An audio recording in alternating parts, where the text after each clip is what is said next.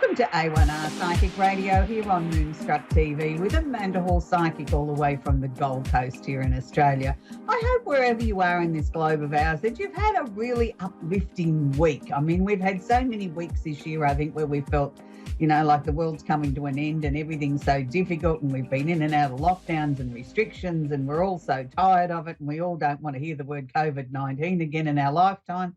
But that's reality. That's the world that we're living in at the moment. So let's see if we can put a smile on your dial in the next half an hour and bring you some sort of light-hearted entertainment, educate you a little bit, and let's have some fun as well as some readings along the way. And let's kick the show off this week with the Simply Tarot card of the week, which is the Empress. Now, the Empress is a card to me that delays will prove necessary. And people look at me and say, Amanda, why would you say that about a woman that's sitting there? And a lot of people write this card up as being the fertility card or the card of birth and things like that. Look, I'm not saying it's not all those sort of things, but to me, this card has always represented delays. Delays in our lives sometimes will prove necessary. They're things that sometimes we can't avoid. That by having a delay, it's been designed by fate so that we will get a better result or we'll get a better outcome. And sometimes that's hard for us mere mortals to understand, that sometimes we need a better outcome in our lives than what we think we need at this point in time. So let's look at this in a positive sort of way and say to ourselves, any delay that's in our life is working in our favour. Let's not look at it in the negative. Let's look at it very much in the positive. And if you look at what this year's been about, it's been one delay after another, but it's proving necessary so that we make the changes with the planet that is so desperately sort of needed. So don't get me on my soapbox about that. So it's a very interesting week astrologically. We've had some really, really, really big weeks this year astrologically, and I'm sort of pleased to sort of say that the planets are starting to shift a little bit and we're starting to get a little bit of movement. It's the first time in a very long time, other than last week, I could say that there wasn't anything going backwards or retrograde, and sort of finally the energy is starting to become clear. So I want to start with the first thing that jumped out of me of the astrology for this week was Mercury, the planet of communication, is sitting in Scorpio. So anytime we have a planet sitting in Scorpio, it's intense. It's something that we need to be very aware of, very deep-seated, very deep, almost frozen sort of emotions. It's asking us to really be very aware of what is going on around us. So this is in the form of communication. So we need to be very clear that we're being told the truth, that everything that we're hearing, seeing, reading, whatever way we get our news and our world events, make sure that we duck under the covers and have a really good, long, hard look. And if you're a fan of one particular network, maybe switch over and watch the other one for a while, and somewhere in the midst of all that is the truth. Now, it's in opposition or sitting at opposite ends of the zodiac is Uranus, the planet of the unusual and unexpected. It's like the bolt of lightning. Now, this is sitting in Taurus. Now, when something sits in Taurus, it's telling us to sort of slow down a little bit. Let's try and get some stability back in our lives, the things that are important to us, the things that we hold dear, and not just money, but hold our family close, and the things that are really important to us, the things that we value. Now, when you have these two planets sort of sitting at opposite ends of each other, where one's sort of saying communication, the other one's saying things are happening really quickly, I'm trying to sort of realign what's important to my family values, my money, my family, what do I believe in? And it's sort of like they're at opposing ends, or they're at opposite ends of the boxing ring. So we have to be very careful that we're really absorbing and digesting not just what we want to hear, but what is the truth. Now, sometimes it's a bitter pill to swallow, is that we know deep down in our heart and our soul what the truth is, but our conscious or our logical part of our mind doesn't want to accept that because we want it our way. We want everything to be the way that we think it should be. So I'm just saying to everybody, err on the side of caution, listen very carefully, make your own decisions, but make sure that you look at both sides of the coin. Now, the major shift this week, we've been talking about these three planets all year in a different combination, but this week I'm pleased to say Pluto is leading the charge in Capricorn. So Pluto now is really coming into his own. He's sort of saying, I'm the leader of the pack at long last. You're going to start to transform things, whether you like it or not. We are going to transform things, and we're going to do it in a big way. We're going to do it in a way that's probably never been seen before. People have got to start to think outside the square. People have got to start to think past the end of their nose, and very selfish reasons. They've got to start to think in the we, not in the I. By doing this, we can bring the stability factor into our lives. We can also, I think, start to turn COVID around. If the world collectively starts to look at things not just as how does this affect me, but how does it affect you? And let's collectively all join hands and let's try and beat this thing and start taking a little bit more notice of your local environment, your local news, the local restrictions or things that they're asking you to do locally. Look, here in Australia, most parts of Australia, we don't have to wear masks very often because we've got COVID pretty much under control. But having said that, we've had a major outbreak this week in one of our capital cities, and it can grow from sort of, 4 in one instance to 20 overnight sort of thing. And then the next thing you know, it's 100 and then it's 1,000. So, we all have to still be vigilant. That doesn't mean here in Australia, we don't leave home, that we haven't got masks everywhere in your purse, in your car, in your pocket. We still take them because we still need to use them. Now, there's other parts of the world where that's mandatory.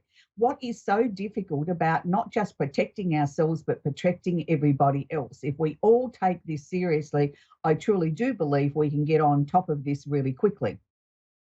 The other area of astrology this week that I want to talk about is Chiron. Now, Chiron's not a planet. It's called the wounded healer. It's one of the Arabian sort of parts in an astrology chart, which is something that a lot of astrologers are still sitting on the sideline about. I must admit, I haven't worked a lot with Chiron over my years in astrology. I look at it every now and then and I think, oh, yes, that's what Chiron does. But when I see Chiron holding hands with the planet Mars, sitting in Aries, Chiron is asking each and every one of us to heal. He's asking us all to go to battle. He's asking us to all go to battle over COVID. Now, when something's sitting in Aries, this is the first sign of the zodiac. It's about me first, me first, me first. What can you do? So we can all play our part in beating COVID. Listen carefully to what the instructions are locally.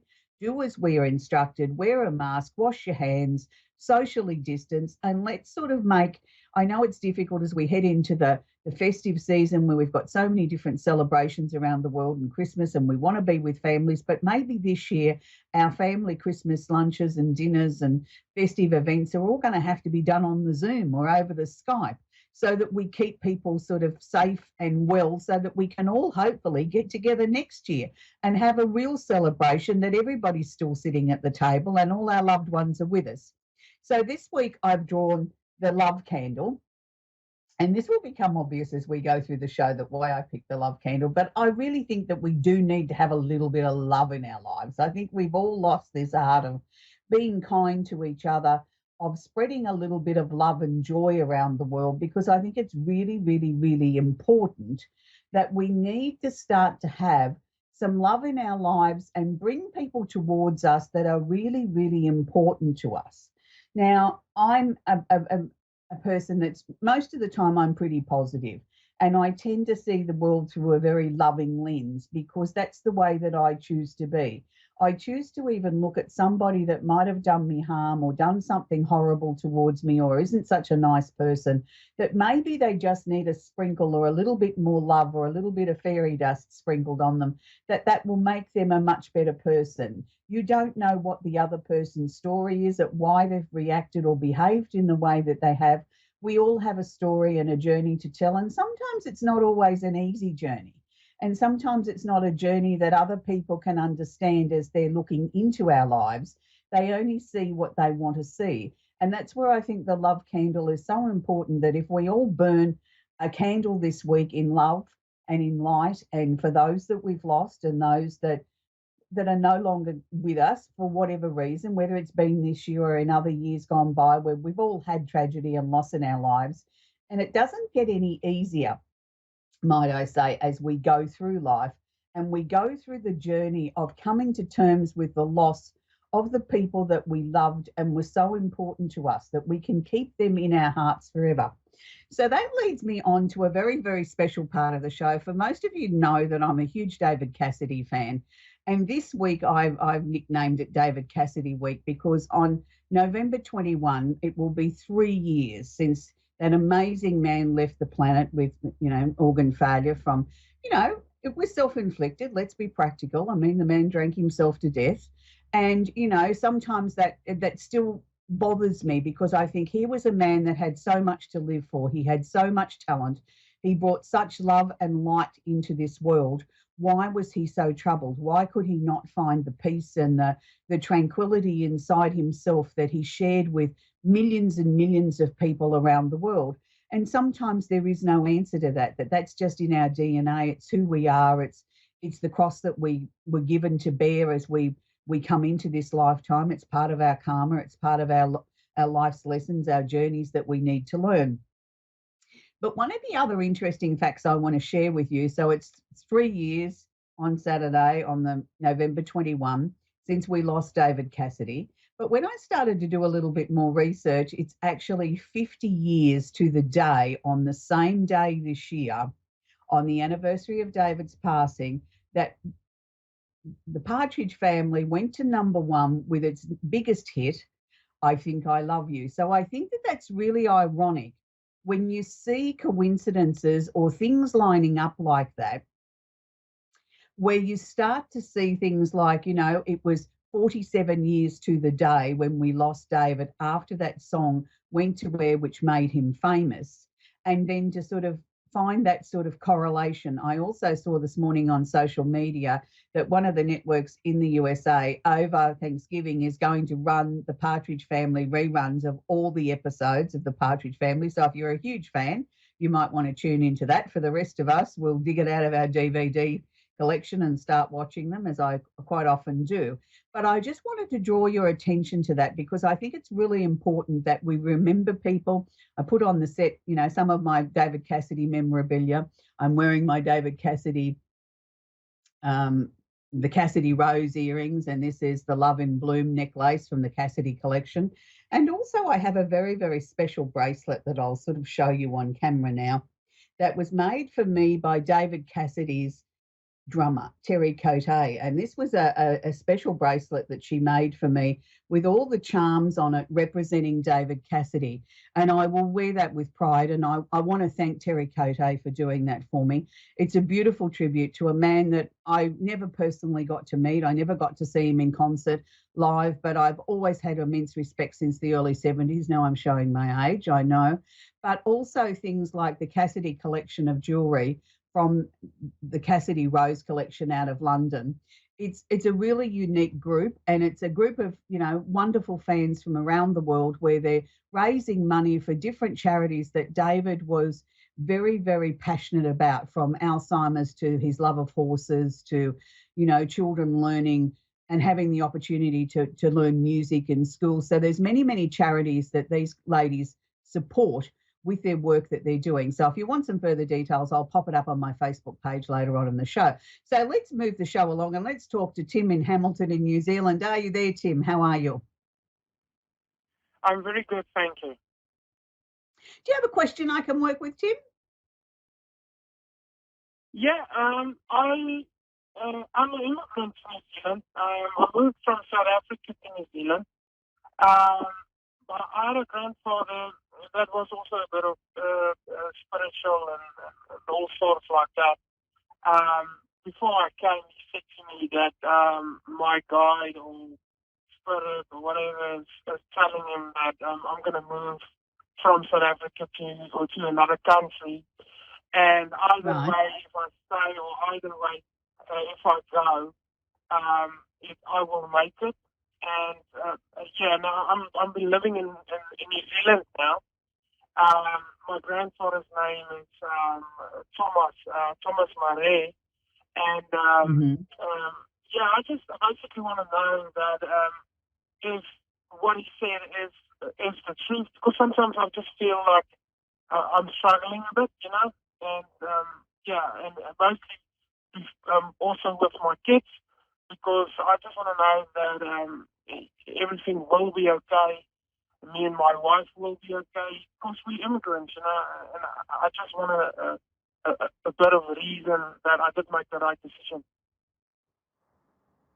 Okay, Tim, look, that's a really, really good question. I mean, there's many, many times in our lives where I think we question the information that's shared with us from past over loved ones. And, look, my personal belief is that our spirit guides are our past over relatives. People that we might admire or people we liked in history aren't necessarily going to take a personal interest in us. So I'm pleased to hear that you're sort of acknowledging that it's your grandfather.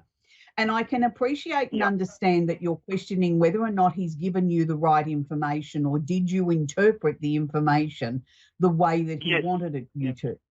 Now, if I can be very clear on this, Tim, they don't have the right to control us or tell us what to do. What they can do is put a series of suggestions, ideas forward in the form of messages, and we then have to join the dots. Just because your grandfather has told you you're going to be hugely successful by moving to a foreign country, you can't just rest on your laurels. Yes, he's given you the idea of this is what can happen, this is what is possible. Now it's up to you to make that happen. Now, I can understand that, you're in a foreign country and, things are different and things don't always seem natural or normal to you. So, of course, you would question things more than a native of New Zealand would, because you're questioning whether or not you've made the right choice, the right decision for you, your wife, your family. And it's been such a difficult year that I think we've all questioned more than we've ever done in our whole entire lives. I can assure you, I don't believe your grandfather gave you the wrong information. I think what he did was made a statement. He made a statement and said, okay, Tim, it's now up to you. I'm passing you the baton. I'm passing you the bat. It's up to you now what you do with it. Now, it's interesting because to me, he was a man of very few words. I don't feel your grandfather was somebody that really interfered with anybody else's life. He didn't sort of often make a statement or a suggestion to somebody in real life about what they should or shouldn't do.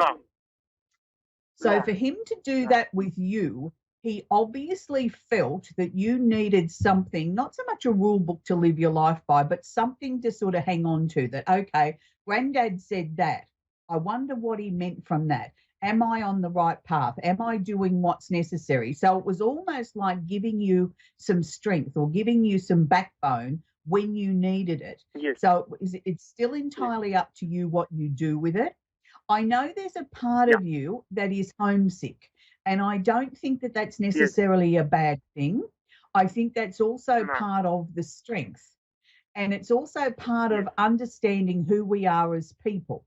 I'm not saying that staying in New Zealand is a bad thing, and I'm not saying that if you and your wife decided to go back home that that's a bad thing either. What I'm going to suggest to you is at the moment, let's just be in the moment. For the moment, this is where you are. This is what has to happen. There's so many restrictions on travel and everything around the world at the moment. So let's all just be happy to be where we are. I know in the coming months, you're going to get some very strong dreams from your grandfather. They may not necessarily make sense, but I want you to write them down, but also write down anything peculiar in the dream. If there was a cat there and it was pink with a green bow, then write that down. You mightn't understand what that meant, but later on, those little pieces will make sense. But also remember to write down how you felt emotionally in the dream and when you woke up. If emotionally in the dream you felt very together and happy and excited, but when you woke up you felt frightened, I want both of those parts of the emotions to be written down, because they will play intricate pieces in the jigsaw puzzle of the dream. You and your grandfather will always be very, very strongly connected, but he doesn't always need to come to you. He knows that you have the strength to make your own choices and your own decisions. So, no, I don't believe he lied to you. No, I don't believe he told you something that wasn't true. I think he's given you like a statement. He's made a statement. Now it's up to you what you do with that statement. So I hope that's helped you, Tim. No, that sounds right. Thank you. You're very, very welcome. Have a nice day and stay safe. We're going to talk with Regina in Anderson in South Carolina. Are you there, Regina? Hi. Hi, Regina. Do you have a question I can work with, sweetie? I do. I would like to know about a friend who passed last week. His name was Ed, and it was unexpected death. I'm sorry to hear about your loss, Regina. When someone's only been so freshly going through to the other side, they're not usually in a position yet to sort of connect with a psychic or a medium. It's usually a little bit too soon. What I can tell you is that I know it was unexpected for you, but it was certainly unexpected for him too. I don't think he's even sort of begun to get his head around it, if I can put it that way, that he's gone. You know what I mean? It's like almost sort of disbelief. Have what I'm picking up from him, was there something connected with his head? Because he keeps holding the front of his head. I'm sorry? The only thing he's given me was he's holding the front of his head. It's like he's holding it as if he's got a headache or something's wrong. Now, I'm not sure whether that's connected with what caused him to pass, or whether that's what he's telling you, the only thing that he remembers before he passed. Okay, and I mean, it may very well be too soon for, any sort of logical or, answers to come from an official source at the moment at why and how he passed. But that's all he's sharing with me. And let me assure you, Regina, that's a very, very, very unusual thing this close to someone leaving the planet, that someone can come through with a message that strong within a week to 10 days. That's really abnormal. It's unusual. So he really wants to get that message through to you. That I don't know how that fits in yet. That's something that, you will find out as time goes by. I want you to sort of, it's hard to say accept the fact that he's gone, because that's going to take a long time. But I want you to accept the fact that there's nothing you could have done to change it, stop it, or prevent this from happening. It was his time. And he's been very clear with me on that. There was nothing anyone could have done. Like, even if he'd been sitting in the doctor's office, I don't think we could have prevented this. It was time. It was time.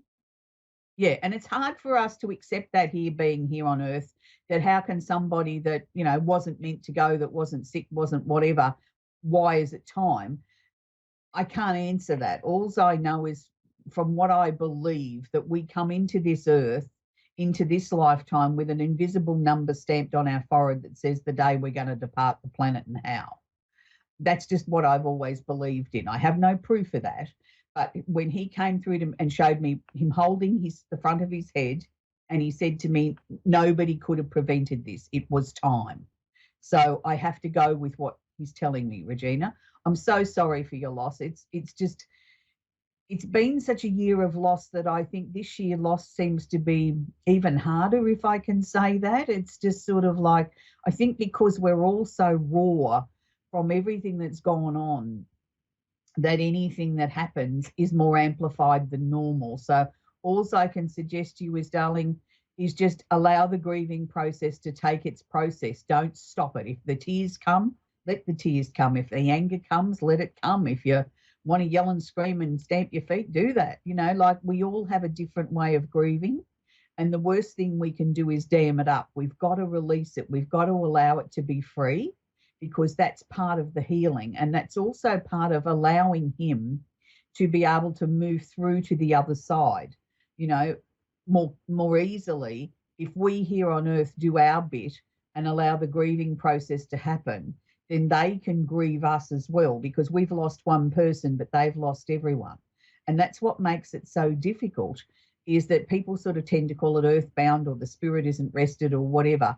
I don't know. I don't believe anything gets earthbound, but I think we have a struggle as a soul, being able to let go and leave behind the people that we loved and cared about here on Earth, and particularly when we see them struggling so much with their loss of us. So it's a two-way street. So if you can do that, then you're giving him the greatest gift of all, that you're allowing him to be able to grieve losing you as well, and everybody that he cared about. So do you think you're going to be able to do that, Regina? Yeah. And I know it's hard, sweetheart. Look, light a candle, do something, play some music, do something in his honor. you know, around my festive table, there's always a few extra empty chairs and a place setting at the table for people that we've lost over the years. And, you know, I'm sure my family think I'm peculiar. My children know it's normal, but that's the way I honour my passed over family and friends. And it's comforting to me. And I always light a candle and, you know, have some music going that they would have appreciated, things like that. There's little things that you can do that become your traditions, that become your way of dealing with your loss.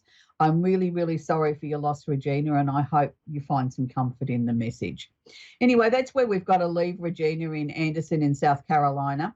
I hope for all of you that have had a loss this year or in previous years, or lost somebody that was important to you, or somebody that was really a role model to you, like David Cassidy was to me. Throughout my lifetime, I've been a huge David Cassidy fan all my life. And even, you know, 3 years and I never knew the man personally, I still feel a sense of loss. And you might say that that's a peculiar thing when you didn't know the man personally. But when you've had somebody that has been such an inspiration to you and kept you going through your good and your bad times and the things that have happened in your life, you do feel a soulmate connection to that person, that entertainer. So for those of you that have lost somebody this year, last year, 20 years ago, whatever it is, let's just all be very thankful that we had that opportunity, that they were in our lives, that they helped shape who we are today. And remember them each and every day, not just on special days or special anniversaries. Remember them every day. I burn a candle every single day for everybody that's been lost around the world. And I just hope that with the good news that we've had this week with 2 potential vaccines on COVID-19, that maybe, just maybe, we've got something really exciting to look forward to in the new year where we can get on top of COVID-19. But until next week, I want you to YouTube or get something out on the turntable, and don't forget to sing very loudly, "I Think I Love You."